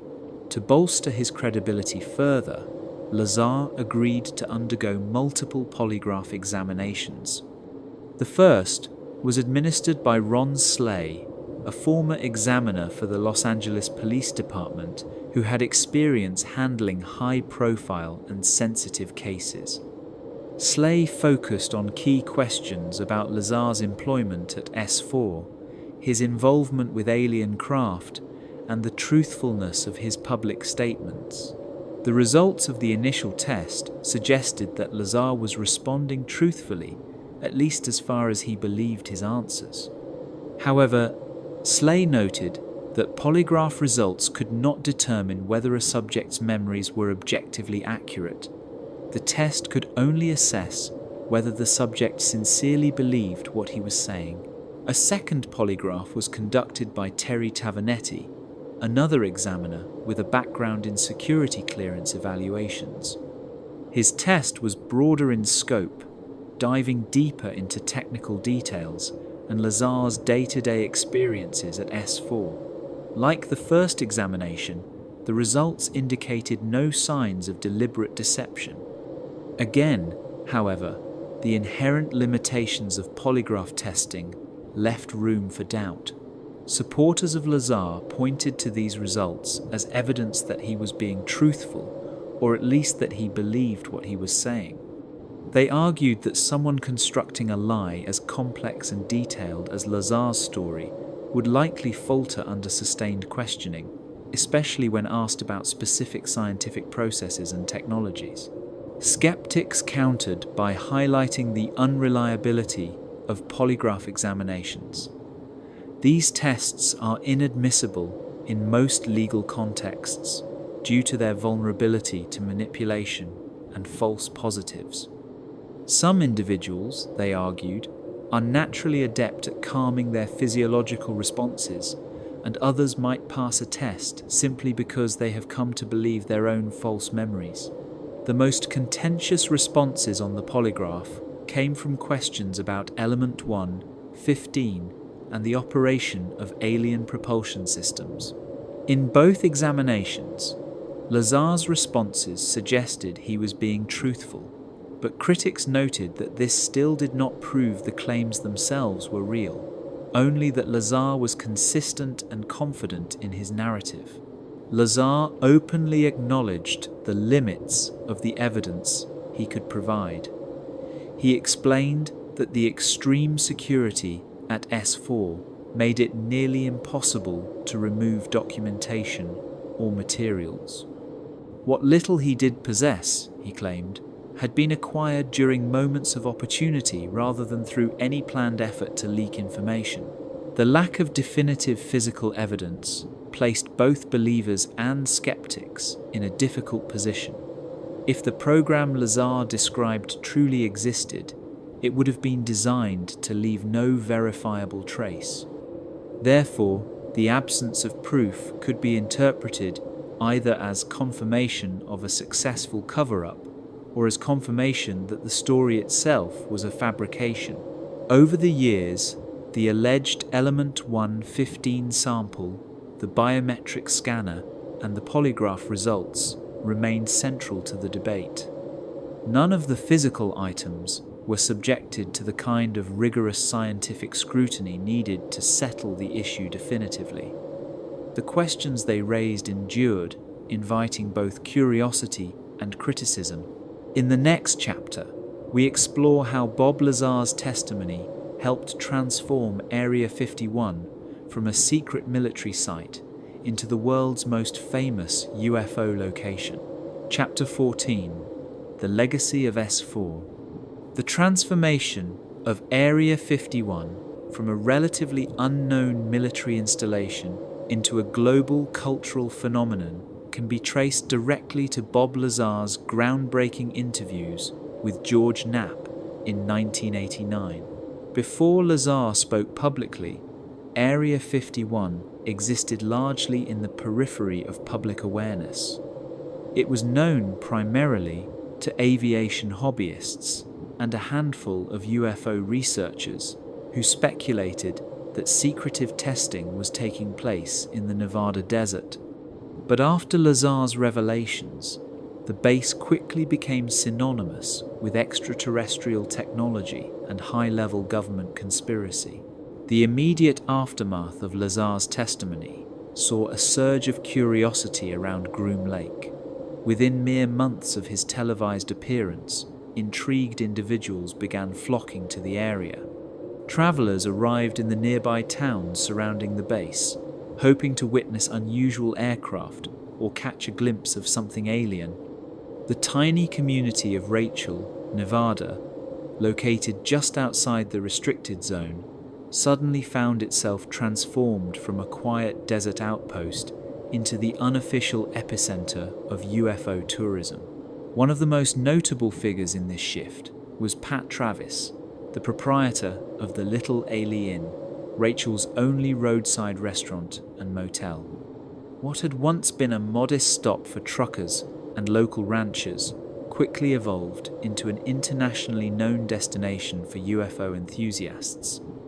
Capitalizing on the growing phenomenon, Travis began offering alien-themed merchandise, t-shirts, mugs, and postcards, turning her business into a central hub for those inspired by Lazar's claims.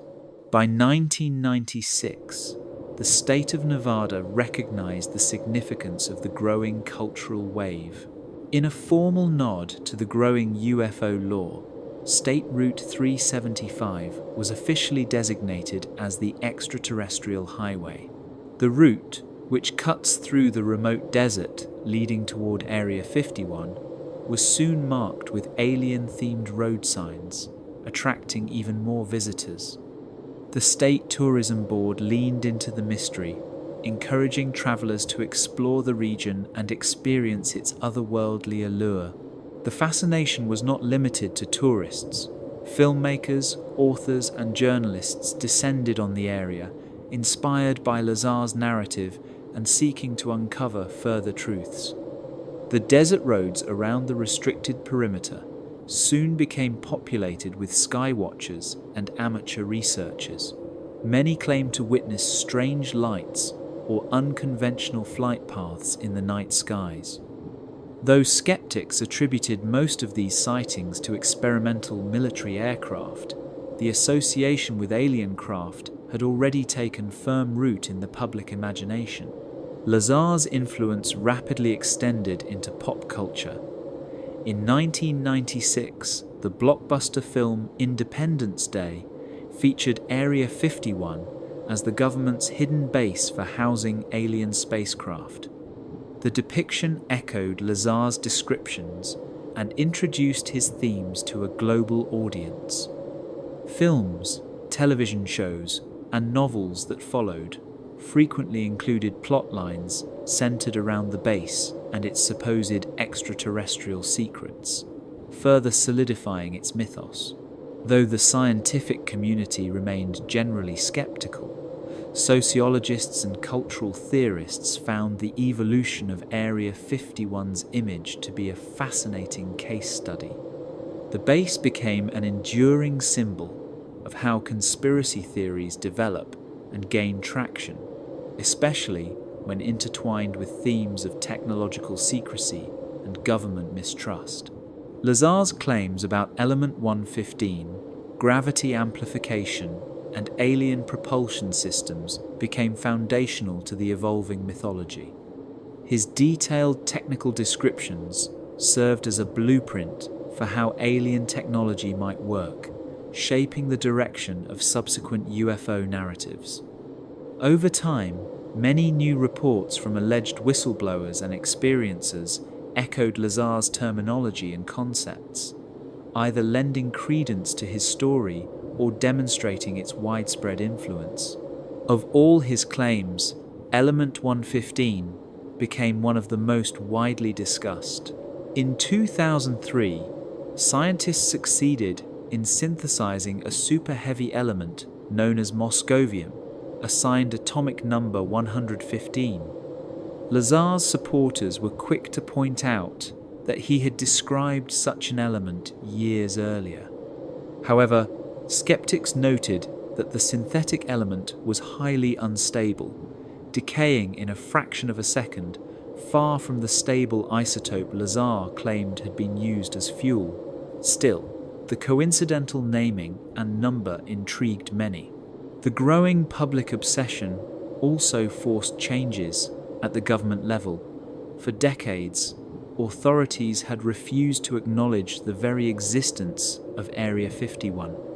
But the attention sparked by Lazar made such denial increasingly untenable. Finally, in 2013, the Central Intelligence Agency officially acknowledged the existence of the base through declassified documents. However, the statement insisted that the facility had been used solely for testing experimental aircraft, not alien technology. The public's interest had tangible economic effects. Tourism surrounding Area 51 and the extraterrestrial highway brought newfound revenue to remote Nevada communities. While these visitors provided financial opportunities for local businesses, they also created operational challenges for the military. Base security teams now had to contend not only with potential espionage threats, but also with tourists equipped with cameras, binoculars, and high-powered drones. As the internet age advanced, Lazar's story found new life. Online forums, websites, and social media platforms became digital meeting spaces for UFO researchers, amateur sleuths, and believers. Satellite imagery of Area 51 was dissected frame by frame. Alleged whistleblowers surfaced with corroborating stories. The myth expanded, not diminished, with time. The legacy of Lazar's story has had ripple effects across broader conspiracy culture. Area 51 became shorthand for secretive government projects and suppressed technologies. The idea of hidden alien knowledge entered the mainstream lexicon, Even those unfamiliar with the details of Lazar's account often understood Area 51 to be a place where the government hides the truth. State and local officials took full advantage of the phenomenon. Hotels and shops across southern Nevada incorporated alien themes. Tourism boards promoted Area 51-themed attractions as part of the region's identity. Over time, this blend of mystery, science fiction, and marketing turned what was once a hidden military site into a global icon of curiosity and speculation. 3 decades later, Bob Lazar's claims continue to spark debate. Whether viewed as a courageous whistleblower or a clever hoaxer, his influence is undeniable. Area 51 remains a focal point of public fascination, not because of what has been definitively proven, but because of the compelling mystery Lazar introduced. In the final chapter, we examine the enduring questions raised by Lazar's testimony and how they continue to shape our understanding of secrecy, belief, and the possibility of contact with other worlds. Chapter 15: Truth, Lies, or Something in Between. More than 3 decades after Bob Lazar first appeared on television, claiming to have worked on alien technology at a facility known as S-4, the questions surrounding his story remain as complex and unresolved as they were in 1989. Time has offered perspective on his claims, allowing researchers to assess how his account has held up under scrutiny, what elements have been corroborated, and what aspects continue to resist verification. The passing years have revealed both the strengths and weaknesses in Lazar's testimony. One of the most notable points of interest is his mention of element 115, which at the time was purely theoretical. In 2003, scientists synthesized an element now known as moscovium, which aligns with the characteristics Lazar described. However, this synthesized element proved to be highly unstable, decaying in mere milliseconds, contradicting Lazar's assertion that a stable version served as fuel for alien spacecraft. Some of Lazar's descriptions of Area 51, its layout, security measures, and underground facilities have been partially supported by later declassified documents and satellite imagery. Reports of massive hangars, secured perimeters, and expanded infrastructure were, in retrospect, accurate. Yet, the core of his narrative, the existence of a secret facility called S-4, housing alien technology, remains entirely unverified by any independent source or former employee. The scientific community has largely rejected Lazar's technical claims, citing numerous inconsistencies and violations of established physical laws. His explanations about gravity manipulation, anti-gravity propulsion systems, and the energy output of element 115 conflict with the foundational principles of nuclear physics and thermodynamics. For many physicists, these flaws point either to a serious misunderstanding of science or a fabrication intended to sound credible to a lay audience. Nevertheless, supporters argue that Lazar demonstrated an early awareness of scientific concepts that only became widely discussed years later. His references to gravity waves, antimatter reactions, and exotic matter came long before such terms entered mainstream discourse. Whether this reflects true insider knowledge or an educated guess remains open to interpretation. From the beginning, Lazar's personal credibility has been a subject of intense scrutiny. Investigators have never conclusively verified his claimed educational background at MIT or Caltech, as no official records have surfaced to confirm his enrollment or graduation. His ties to Los Alamos National Laboratory are only partly substantiated, with some evidence suggesting he may have worked there in a support capacity, not in a senior scientific role as he claimed. The absence of verifiable records, has sparked debates. Are these the result of a government cover-up, or are they signs that Lazar fabricated his academic history? While it is true that government agencies have the ability to erase or classify records, the total lack of corroborating documentation, especially from independent institutions like universities, challenges even the most extreme conspiracy theories. Psychological evaluations and polygraph tests have yielded mixed results. Early assessments suggested that Lazar sincerely believed his own claims, while later evaluations raised doubts. Some experts have proposed that Lazar may suffer from confabulation or fantasy-prone behavior, complicating efforts to determine whether his experiences were genuine or imagined. The UFO research community remains deeply divided over Lazar's legacy. Some hail him as a courageous whistleblower who risked his safety to reveal the truth about extraterrestrial contact. They point to the consistency of his core story, his long-term avoidance of publicity, and the personal toll he has paid as indicators of authenticity. Others, however, consider him a fraud, an opportunist, or even a pawn in a broader disinformation campaign. The government's response to Lazar's allegations has shifted over the years. In the beginning, officials denied the very existence of Area 51. It was not until 2013 that the United States government officially acknowledged the facility's existence. While this admission lent some weight to conspiracy theories, it did not confirm any of Lazar's more extraordinary claims regarding extraterrestrial craft. Recent developments in UFO disclosure, particularly the Pentagon's acknowledgement of unidentified aerial phenomena and the release of military footage showing unidentified flying objects, have rekindled public interest in Lazar's story. While these developments stop short of validating his testimony, they do suggest that the government has long been studying aerial phenomena beyond conventional explanation. Other whistleblowers have emerged in recent years, offering similar accounts of secret government programs involving extraterrestrial technology. Some of their claims echo elements of Lazar's story, leading to speculation about a shared underlying truth or the widespread influence of Lazar's narrative. Yet none have matched his level of technical specificity.